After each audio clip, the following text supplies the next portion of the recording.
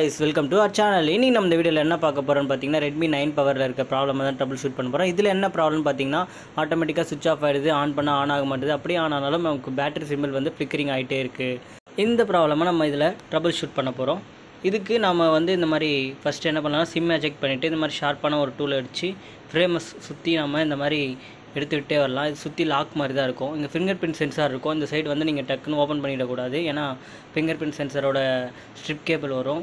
அதனால் அதுக்கு opposite side வந்து பார்த்திங்கன்னா என்ன பண்ணுறீங்கன்னா, அப்படியே கொஞ்சம் கொஞ்சமாக இந்த லாக்கில் இருந்து எடுத்து விட்டுட்டு ஜஸ்ட் அப்படி ஓப்பன் பண்ணிங்கன்னா ஓப்பன் ஆகிடும். இங்கே பார்த்தீங்கன்னா இதுதான் சொன்னால் ஃபிங்கர் பிரிண்ட் சென்சரோட கனெக்டிங் கேபிள். இதை வந்து நீங்கள் அந்த சைடில் ஓப்பன் பண்ணுறன்ற பேரில் பூச்சி இழுத்துட்டிங்கன்னா அது வந்து என்ன ஆகும்னா கேபிள் கட் ஆகிடும். அது டேமேஜ் ஆகிடுறதுனால அந்த பக்கம் யூஸ் பண்ணாதீங்க. இந்த பக்கம் ஓப்பன் பண்ணி இதில் வந்து பார்த்திங்கன்னா இந்த கேமரா ஃப்ரேம் ஒன்று இருக்குது இல்லைங்களா, அந்த கேமரா ஃப்ரேமில் வந்து பார்த்திங்கன்னா சுற்றி நிறைய ஸ்க்ரூஸ் இருக்கும். அந்த ஸ்க்ரூஸ் எல்லாம் ரிமூவ் பண்ணிவிட்டு அதில் இன்னொரு ஸ்க்ரூ வந்து பார்த்திங்கன்னா எம்ஐன்னு ஸ்டிக்கர் ஒட்டியிருக்கும். அது வந்து கம்பெனி வாரண்ட்டி கவர் பண்ணுற ஸ்டிக்கர். அது அந்த ஸ்டிக்கரையுமே எடுத்துகிட்டு அங்கே இருக்க ஸ்க்ரூவுமே நீங்கள் ரிமூவ் பண்ணி எடுத்துகிட்டு அந்த ஃப்ரேமை தூக்கிடுங்க. அந்த ஃப்ரேமை தூக்கினோடனே நம்ம பேனலை வந்து ஃபஸ்ட்டு ஐசோலேட் பண்ணிக்கோங்க. அதாவது பேனலில் நான் எதை சொல்கிறேன்னா, ஃபிங்கர் பிரிண்ட் சென்சார் இருக்க பேக் டோர் பேனல் இருக்குங்களா, அது வந்து அந்த ஸ்ட்ரிப் வந்து அங்கே கனெக்ட் பண்ணி வச்சுருப்பாங்க. அந்த ஸ்ட்ரிப்பை வந்து எடுத்து அதை ஐசோலேட் பண்ணிவிடுங்க. அப்போ தான் நமக்கு ஒர்க் பண்ணுறதுக்கு கன்வீனியண்ட்டாக இருக்கும்.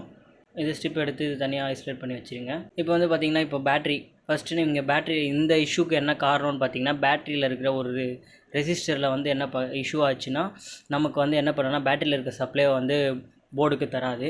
அதனால தான் நமக்கு இந்த மாதிரி ப்ராப்ளம் ஆகுது. அந்த ரெசிஸ்டரை தான் நம்ம இப்போ ரிமூவ் பண்ணிவிட்டு டைரெக்டாக பைபாஸ் பண்ண போகிறோம். அதுக்கு நீங்கள் ஃபஸ்ட்டு வந்து பேட்டரியை வந்து ரிமூவ் பண்ணிவிடுங்க. பேட்டரியோட ஸ்ட்ரிப்பை ரிமூவ் பண்ணிவிட்டு வேலை பாருங்கள். ஏன்னா நீங்கள் வேறு ஏதாவது ஷார்ட் ஆகிடுச்சு அப்படின்னா நமக்கு பெரிய கம்ப்ளைண்ட் ஆகிடும். அதனால் எப்போவுமே பேட்டரியோட கனெக்ஷனை ரிமூவ் பண்ணிவிடுங்க. ரிமூவ் பண்ணிவிட்டு இந்த டேப்பு பேட்டரி மேலே பார்த்தீங்கன்னா இங்கே டாப்பில் ஒரு டேப் அடிச்சிருப்பாங்க. அந்த டேப்பை பிரித்து விட்டிங்கன்னா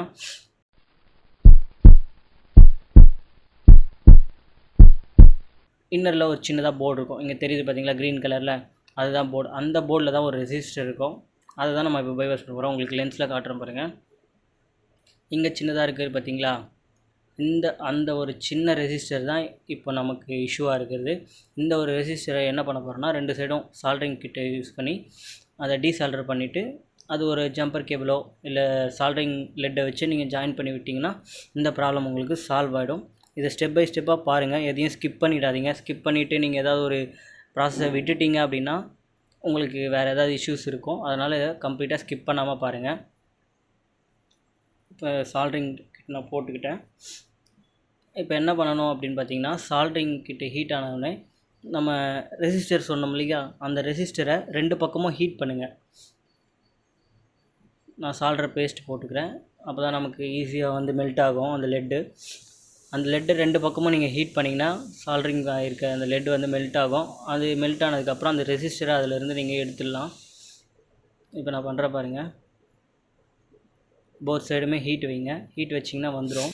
இதில் வந்து பார்த்திங்கன்னா எந்த ஒரு சேஃப்டி இஷ்யூவும் வராது. ஏன்னா இதில் ஒவ்வொரு சர்க்யூட் லைனுக்குமே வந்து பார்த்திங்கன்னா தனித்தனியாக ரெசிஸ்டருமே இருக்கும். ப்ரொடெக்ஷன் சர்க்யூட் நிறையா இருக்குது. அதனால் இது பெரிய இது ஒரு ட்ராபேக் கிடையாது. இதில் என்னென்னா, இந்த ரெசிஸ்டர் வந்து இப்போ நிறைய கம்ப்ளைண்ட் ஆகிட்டுருக்கு பேட்டரி சைடில் வந்து. இதில் வந்து பார்த்திங்கன்னா இங்கே ஒரு 2 டாட்ஸ் மாதிரி தெரியுது பார்த்தீங்களா, அதுதான் நம்ம ரெசிஸ்டர் ரிமூவ் பண்ண ஏரியா. இந்த ஏரியா வந்தால் நம்ம பைபாஸ் பண்ண போகிறோம். நான் இப்போ பார்த்திங்கன்னா பைபாஸ் பண்ணிவிட்டு உங்களுக்கு காட்டுறேன். வீடியோ லென்த்தாக போகுதுன்றனால நான் பைபாஸ் பண்ணியிருக்கேன். ரெண்டு பாயிண்ட்டையுமே ஜாயின் பண்ணிவிட்டேன். இப்போ திருப்பி ஸ்டிக் பண்ணிக்கிறேன். இதுதான் நம்ம ரிமூவ் பண்ண ரெசிஸ்டர். இந்த பேட்டரியில் டேப் ஒட்டிக்கிறேன் நான் கழட்டிட்டு. இப்போ சைடில் இருக்க டேப்பில் வந்து கம் போயிருக்கோம் இல்லைங்களா, அதனால் சைடில் வந்து எல்லா சைடும் வந்து நான் டேப் தனி அடிஷ்னலாக போட்டுக்கிறேன். அது போடணுன்னு அவசியம் இல்லை, பட் இருக்குது அப்படின்னா நம்ம ஃபிக்ஸ் பண்ணிக்கலாம். நான் போத் ரெண்டு சைடுமே வந்து டேப்பை போட்டு ஒட்டிடுறேன். அவ்வளோதான் கைஸ். இப்போ வந்து பேட்டரியை கனெக்ட் பண்ணிக்கலாம். பேட்டரி ஸ்ட்ரிப்பை வந்து பர்ஃபெக்டாக வச்சு லாக் பண்ணி விடுங்க. லூஸாக கனெக்ட் பண்ணாமல் சரியாக கனெக்ட் பண்ணாமல் விட்டிங்கனாலும் இந்த இஷ்யூஸ் உங்களுக்கு வந்து ரெட்டிஃபை ஆகாது. அதனால் அதை ஸ்ட்ரிப்பை கரெக்டாக டைட்டாக லாக் பண்ணிக்கோங்க. அண்ட் சென்சார் ஸ்ட்ரிப்பையுமே வந்து பார்த்திங்கன்னா கரெக்டாக இன்செர்ட் பண்ணிக்கோங்க.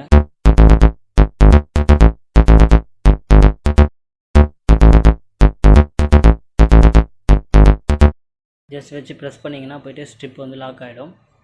இப்போ திருப்பி அந்த கேமரா கிளாஸ் எல்லாத்தையுமே வந்து அசம்பிள் பண்ணிக்கோங்க. நம்ம ரிமூவ் பண்ண மாதிரியே ஜஸ்ட் அப்படி வச்சு ப்ரெஸ் பண்ணிவிட்டு அதில் ரிமூவ் பண்ண எல்லா ஸ்க்ரூஸுமே வந்து ரீஅசெம்பிள் பண்ணிக்கோங்க. அசெம்பிள் பண்ணிவிட்டு நம்ம இப்போ அதை ஆன் பண்ணி பார்த்துடலாம். இந்த இஷ்யூஸை வந்து நீங்கள் ஈஸியாக வீட்லேயே உங்கள்கிட்ட ஒரு சால்ட்ரிங் கிட் இருக்குது அப்படின்னா இதை ஈஸியாக நீங்களே பண்ணிடலாம். இப்போ பாருங்கள் ஆன் பண்ணுறேன். இப்போ இதை ஆன் பண்ணி பார்த்துக்கலாம். பேட்டரி சிம்பிள் வருது பாருங்கள். அடுத்த ப்ராசஸ் போயிடுச்சு. இப்போது அடுத்தடுத்து ப்ராசஸ் போகுது அப்படின்னா நமக்கான இருந்த ப்ராப்ளம் வந்து சால்வ் ஆகிடுச்சுன்னு அர்த்தம். பாருங்கள் இப்போ நமக்கு ரெட்மின்னு வந்துருச்சு. அவ்வளோதான் கைஸ், MIUI வந்துருச்சு. இதில் இருந்தால் ப்ராப்ளம் ஈஸியாக சால்வ் ஆகிடுச்சு. உங்கள்கிட்ட வெறும் சால்ட்ரிங் கிட் இருந்தால் இதை நீங்களே வீட்டில் பண்ணிடலாம். இந்த வீடியோவை உங்களுக்கு கண்டிப்பாக யூஸ்ஃபுல்லாக இருந்திருக்கும்னு நினைக்கிறேன். தேங்க்யூ ஃபார் வாட்சிங். மறக்காமல் நம்ம சேனலை சப்ஸ்கிரைப் பண்ணி உங்களுடைய சப்போர்ட்டை தொடர்ந்து கொடுத்துட்டே இருங்க. நெக்ஸ்ட் வீடியோவில் உங்களை மீட் பண்ணுறேன். டாடா, பாய் பாய்.